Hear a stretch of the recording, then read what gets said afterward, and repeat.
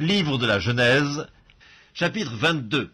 Après ces choses, Dieu mit Abraham à l'épreuve et lui dit, « Abraham » Et il répondit, « Me voici. » Dieu dit, « Prends ton fils, ton unique, celui que tu aimes, Isaac, va-t'en au pays de Morija, et là offre-le en holocauste sur l'une des montagnes que je te dirai. » Abraham se leva de bon matin, sella son âne et prit avec lui 2 serviteurs et son fils Isaac.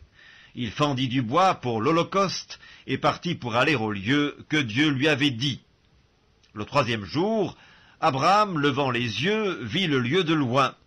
Et Abraham dit à ses serviteurs, « Restez ici avec l'âne, moi et le jeune homme, nous irons jusque-là pour adorer, et nous reviendrons auprès de vous. » Abraham prit le bois pour l'holocauste, le chargea sur son fils Isaac, et porta dans sa main le feu et le couteau. Et ils marchèrent tous 2 ensemble. Alors Isaac, parlant à Abraham, son père, lui dit, « Mon père ?» Et il répondit, « Me voici, mon fils. » Isaac reprit, « Voici le feu et le bois, mais où est l'agneau pour l'holocauste ?» Abraham répondit, « Mon fils, Dieu se pourvoira lui-même de l'agneau pour l'holocauste. » Et ils marchèrent tous 2 ensemble.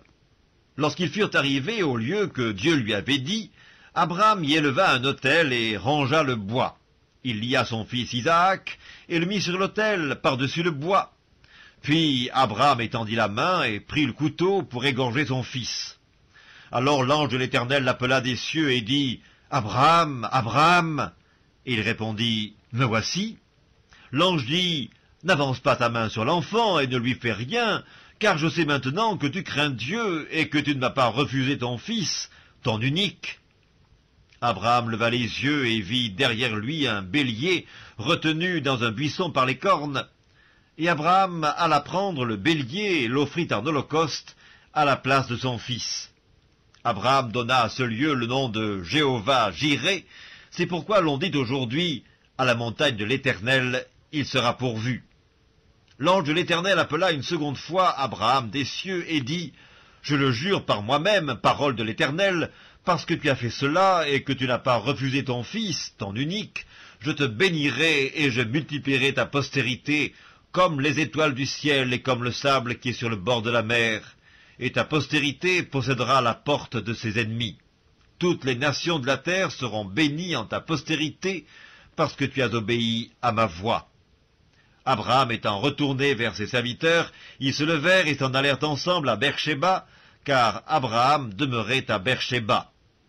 Après ces choses, on fit à Abraham un rapport en disant, « Voici, Milca a aussi enfanté des fils à Nachor ton frère, Uts son premier-né, Buz son frère, Kemuel, père d'Aram, Kesed, Azo, Pildash, Gilaph et Bethuel.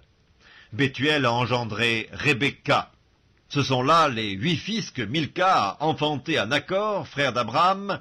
Sa concubine nommée Reuma a aussi enfanté Tébak, Gaham, Tash et Maaka.